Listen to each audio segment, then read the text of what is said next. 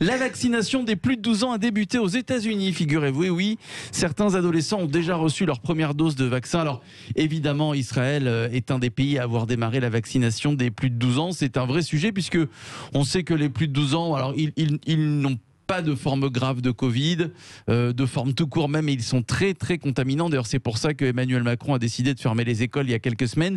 Et la question que l'on vous pose, c'est est-ce qu'il faut vacciner en France les enfants, et surtout sur les réseaux sociaux, est-ce qu'il faut élargir la vaccination à tout le monde? Vous votez, vous nous appelez 0826 300 300. Avant d'avoir la réaction de nos vraies voix, je vous donne la parole. Alain nous appelle du Gers, il est avec nous. Bonsoir Alain. Bonsoir. Bonsoir à vous Alain. Bienvenue dans les vraies voix.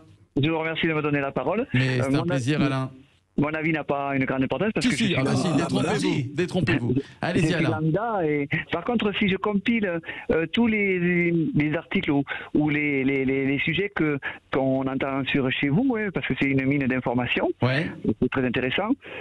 Il en ressort que qu'on est dans un truc de fou, quoi, tout simplement. Alors pourquoi? Pour moi, la vaccination déjà des adultes, on pourrait en reparler parce que Dupont-Aignan, je voudrais pas sortir du sujet, Dupont-Aignan a attaqué à la télévision sur CNews. Il a dit voilà, le gouvernement n'a pas proposé de solution alternative ou a refusé qu'on se penche sur les médicaments naturels. Oui. Alors déjà les traitements qui ne sont pas naturels, c'est compliqué puisqu'il n'a pas été prouvé qu'ils marchaient. Alors les traitements naturels encore moins. C'est vrai que pour l'instant, mon cher Alain, et on a vu dans certains pays que la vaccination fonctionnait et qu'avec une population qui se vaccinait en masse, il n'y avait quasiment plus de Covid. Là encore, je reprends l'exemple d'Israël où depuis quelques jours, ils circulent sans masque en extérieur. Mais effectivement, il faut aussi, en plus de la vaccination, vous avez raison Alain, s'attaquer à des traitements contre le Covid. Hélène est avec nous, nous appelle de Bergerac. Bonsoir Hélène. Oui, bonsoir. Merci de me donner la parole. Bonsoir, je suis un petit peu d'accord avec Alain. Ouais. Parce que les premiers cas de Covid en Savoie, ça avait été importé par une famille anglaise. Le gamin a fait 3 écoles. Ça n'a déclenché aucun Covid dans ce cas-là. Ouais. Et les enfants ne sont pas malades. Et ils contaminent. Ils contaminent pas. Il y a plein d'études qui prouvent que les gamins, ils ont un système immunitaire qui fait qu'ils combattent le Covid et qu'ils ne contaminent pas. Que les gens qui craignent se fassent vacciner, il n'y a pas de problème. Mais les gamins, pourquoi on touche aux enfants? De quelle étude vous parlez? Quelle étude dit ça? Oh, il y a pas mal d'études qui prouvent déjà que les gosses sont pas malades. Ouais. Ils font des Covid, ils font des rhumes et c'est tout. Et ils transmettent pas. Ouais. Alors, notez bien, chère Hélène, notez bien l'étude. Qu'on isole les personnes âgées ou les personnes à risque, d'accord, mais qu'on touche pas aux enfants, laissez-les vivre. Ils sont tranquilles. Alors, restez avec nous, Hélène et Alain. Tiens, Philippe Bilger, qu'est-ce que vous en pensez? Est-ce qu'il faut être prudent et vacciner les plus de 12 ans? A priori, je comprends Alain et Hélène, bien sûr, qui ont tout à fait le droit de penser Alain comme Dupont-Aignan, mais dans la mesure où moi-même, je l'ai assez répété, je ne me sens pas du tout armé pour discuter dans le détail de tout cela, et que, évidemment, je suis très partisan des vaccins.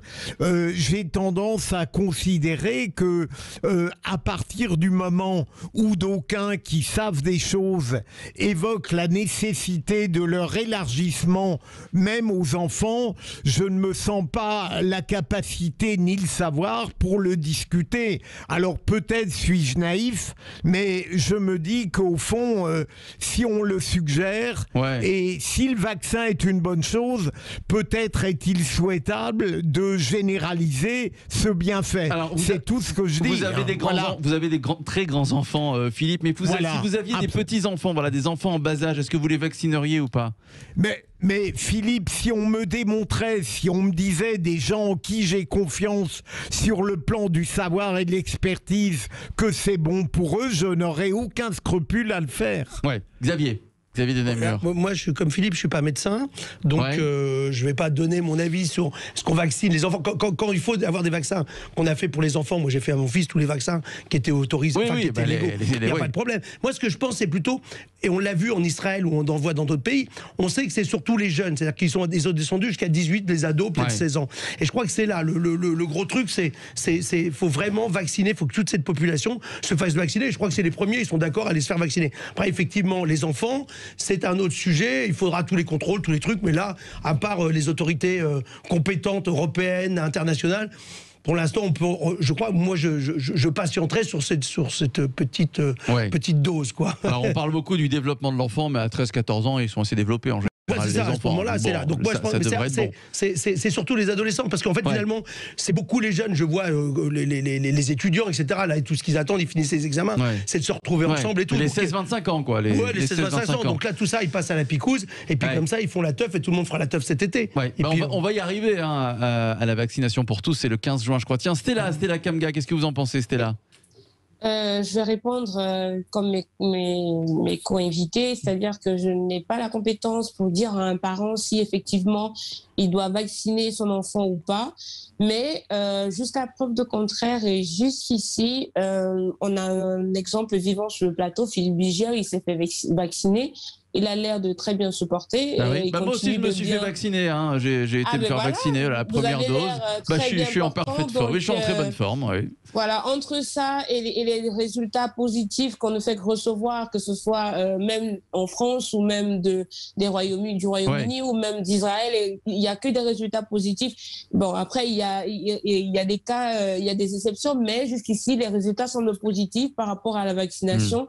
Donc, voilà, je ne vais pas dire à un parent ne va pas vacciner ton enfant. Moi, j'aime bien observer, et quand je vois que quelque chose marche, je suis beaucoup plus rassurée et moins inquiétée, donc je fais ce qui marche. En tout cas, grâce à la vaccination, et on l'espère, on va retrouver une vie normale d'ici quelques mois. Tiens, Alain et Hélène, vous êtes avec nous. Alain, vous êtes confiant? On rouvre les terrasses le 19 mai, le déconfinement se prépare. Vous êtes confiant pour la suite, le retour à la vie normale? Ça y est, on y est une fois pour toutes, Alain?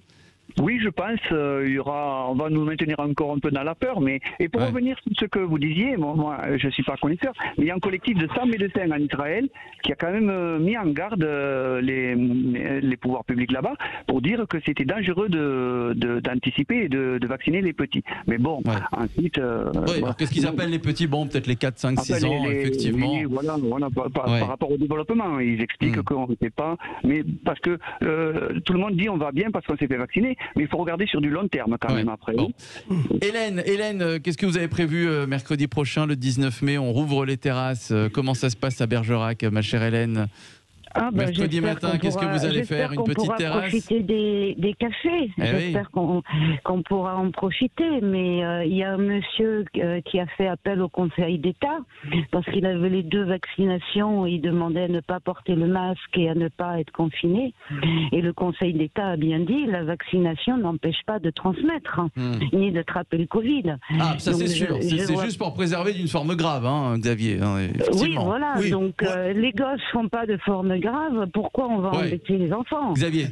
Et d'autre part, on est qu'en phase 3 des essais. Il faut bien se dire que les gens qui se font vacciner sont des cobayes. On n'a pas terminé les essais sur la vaccination. Ne vous en faites pas, faites confiance. Si on a autorisé et qu'on vend les vaccins, c'est que tout a été respecté et qu'il n'y a aucun risque. Rassurez-vous, je vous rassure, ma chère Hélène. Vous pouvez aller vous faire vacciner. Hélène, moi j'ai eu des effets secondaires. C'est vrai que j'étais prendre ma première gorgée d'AstraZeneca chez mon pharmacien et j'allais rentrer avec une petite caisse de bière parce que je dis toujours à Christian, c'est mon pharmacien, c'est mieux qu'il pique pas bourré. C'est comme, et donc j'avais dit, faut faire attention. Donc j'allais rentrer dans la pharmacie et tu vois, je parlais tout à l'heure, j'ai pris un vélo en pleine tronche. Et donc les effets secondaires, toi, j'ai une minerve, c'est parce que j'étais me faire vacciner. C'est au moment où je vais me faire vacciner, c'est même filmé. Tout le monde pensait que c'était un gag. Non, j'ai pris un vélo électrique en pleine tronche et je vais faire le lien avec ça en disant que c'est peut-être plus dangereux donc de prendre sa voiture et tout que de se faire vacciner.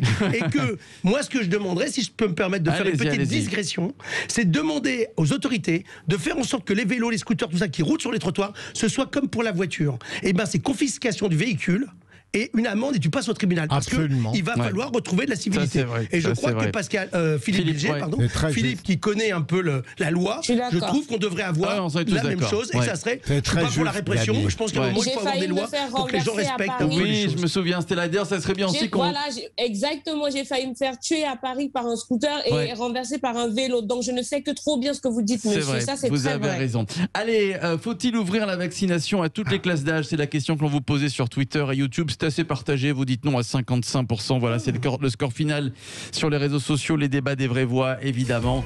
À réécouter en podcast sur notre site sudradio.fr, sur l'application sur Sud Radio, sur toutes les plateformes. Il y en a beaucoup. Vous pouvez retrouver Sud Radio comme Radio Player, par exemple. Et puis les débats à retrouver également en vidéo sur notre chaîne YouTube. On va jouer au Roi de l'Info dans un instant. 0826 300 300. Appelez-nous pour faire équipe avec Stella, par exemple, Philippe Bilger ou encore Xavier de Namur. 0826 300 300. On revient très vite.